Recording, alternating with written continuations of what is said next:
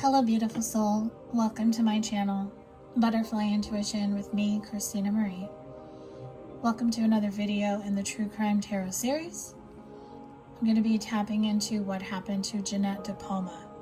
Jeanette DePalma was a 16-year-old girl who was found unalive on September 19th, 1972.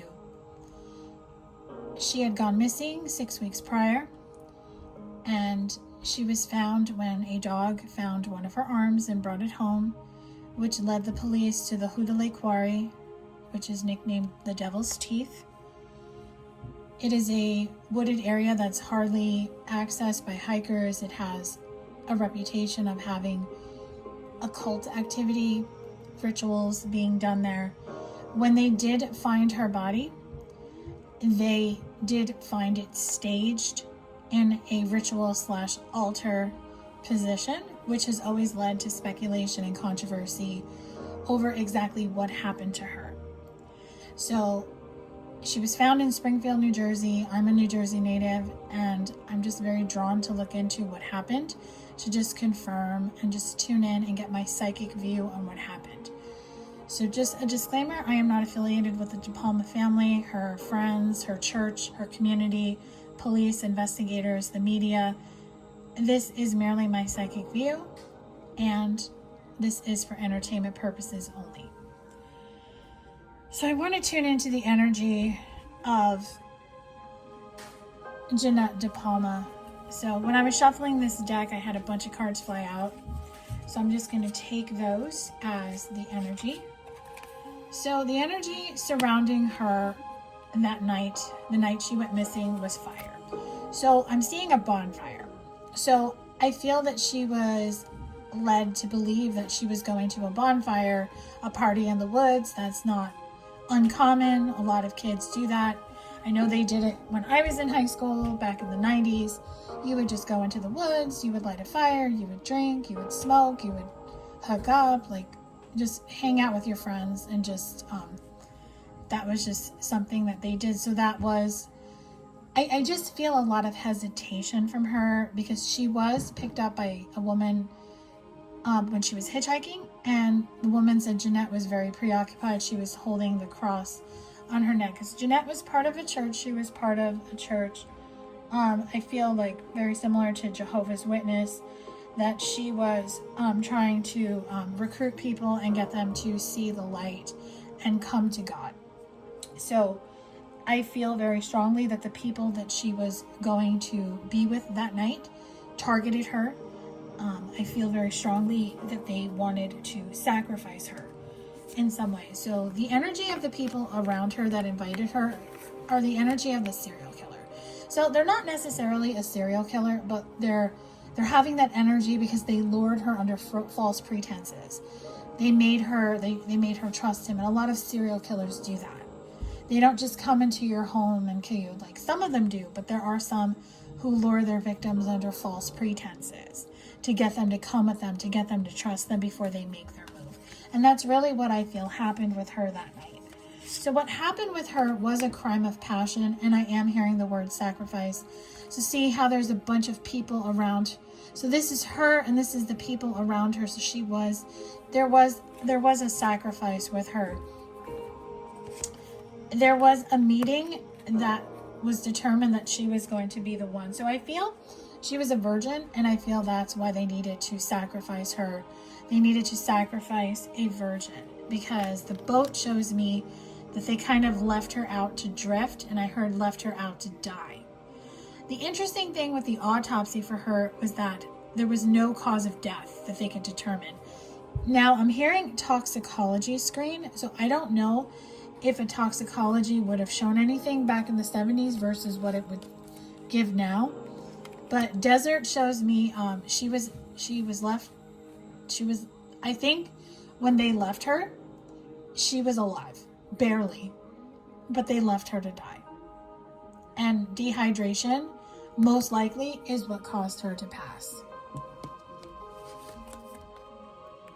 Yeah, man-made disaster. So she was basically left, and I think if someone had found her within maybe the first few days of her gone missing, she would have survived. So she was left to die. And you have to understand too, this was in August, this was in the summer.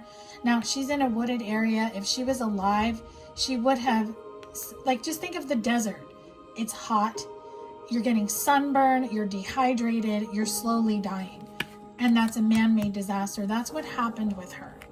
So this was a revenge because I guess she was recruiting people of their occult activity and they didn't like it, and they decided that they just wanted to get back at her and really just get back at her church because they didn't like the church coming in to take away and recruit their members. So this was kind of like a retaliation. So I really just want to get into why. Okay, so I just want to reshuffle this deck a little bit. So why did they do this? Why did they do this? They wanted to dismember the church, and they just felt this would send a message. Something to do with whoever was in charge of the church was like a local celebrity, you know, just kind of known in the community.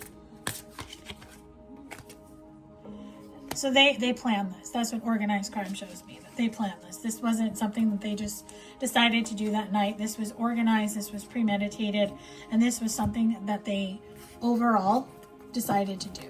Okay, so now I want to tap into why this case was never solved and nobody was brought to justice.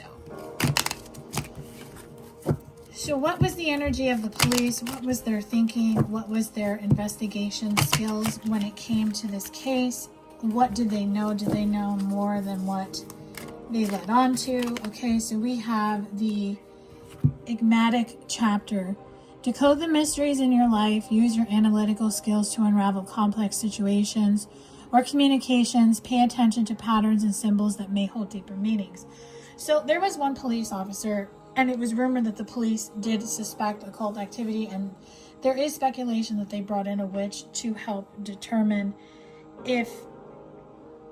what happened. So I want to ask my yes or no oracle cards the question: did they really bring in a witch to consult?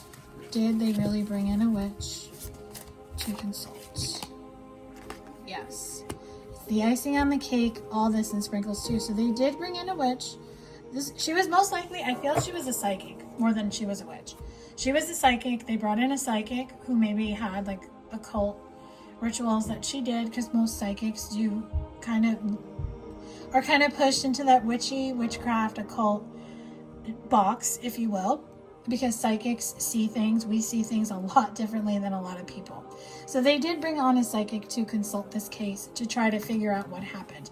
And I feel that this psychic did tune in to what happened to her. So this was a case of integrity. This was a case of not bringing shame to the community and shame to the church and her family. So maintain integrity in all your dealings. Ensure that your actions are honest and transparent. Integrity fosters trust and credibility in both personal and professional relationships. So because this happened back in 1972, the people were very close-minded to the occult, to the paranormal, to psychics. It's not like now, where like all of this is mainstream. You see movies about it, you see documentaries on it, you see TV shows about it, like reality shows like Ghost Hunters and stuff. It's more mainstream now, so there's a reason of integrity. So they didn't want to just come out and say yes it was. I feel that they had suspicions on who could have done it, but the forensic detailed just couldn't bring any evidence for them to go down that road. So like I said, I'm hearing toxicology report again, so I have to ask my cards, did they do a toxicology report? Because I don't think toxicology back in the 70s is the same at what it is now. So did they do a toxicology screen? No. Stuck inside your head, brain freeze, overthink. So see, this, to me, this is like, there was something in her system. It's almost like she was drugged. They put something in her drink to kind of like relax her, to make her go to sleep. And when she woke up, that's when she realized she couldn't go. She couldn't move. So whatever drug they gave her, in a sense, paralyzed her, where she couldn't move. She couldn't get up and cry for help. It was some type of drug that they gave her.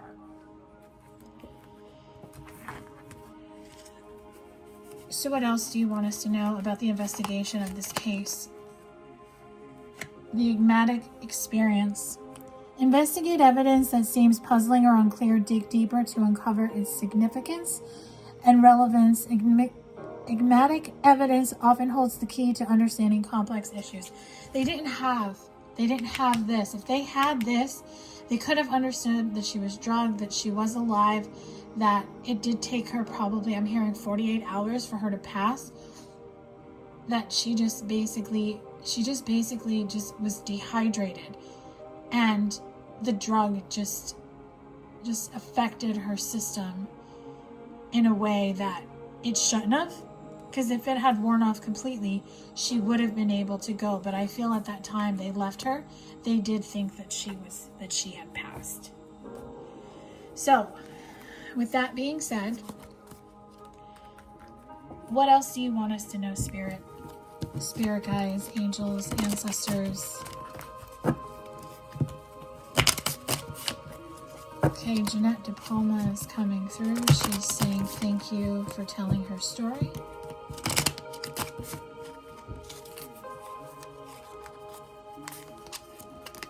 So we have the King of Pentacles. This confirms the boy. He could be an earth sign, Taurus, Virgo, Capricorn, and a female Queen of Rods, which is Queen of Wands. She's fire energy, Aries, Leo, Sagittarius. So I'm seeing this was somebody who she referred to herself as the High Priestess.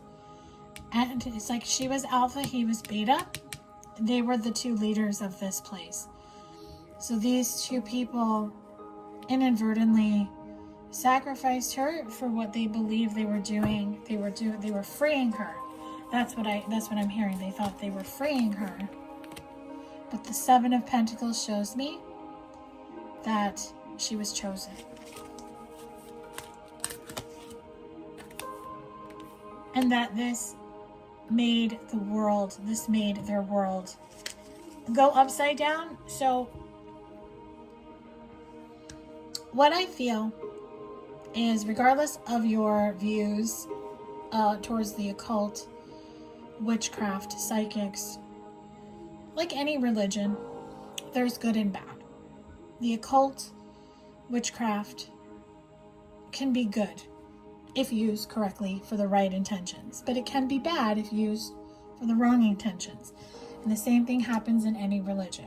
So it's all about choices. These two made the choices. They truly believed, even if you don't understand where their headspace was coming from, they truly believed that the choices that they were making was to save her.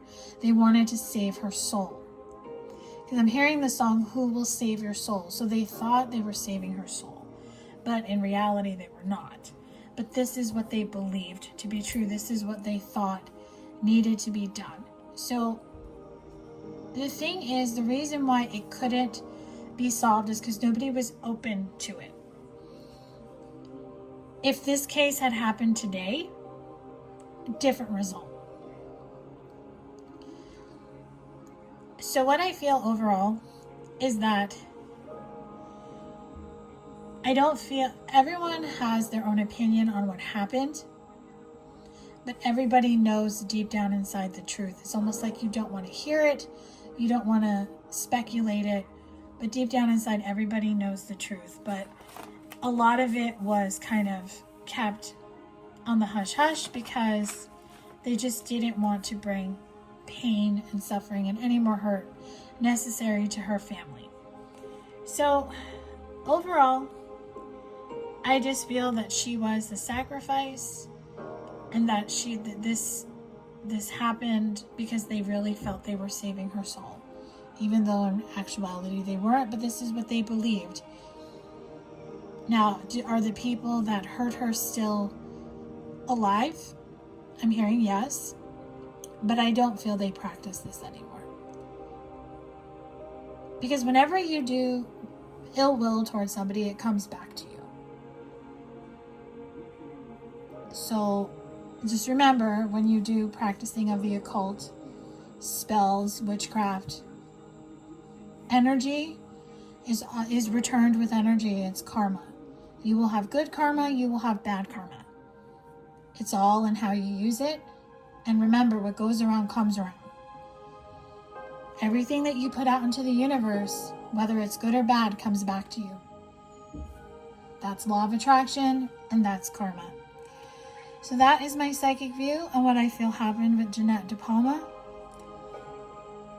Thank you so much for watching this. Please make sure to like, share, and subscribe. And if you have any recommendations of cases you would like me to look into, please feel free to drop a comment below or to email me, butterflyintuition1111@gmail.com. Have a beautiful rest of your day, night, or afternoon, and I will talk to you soon.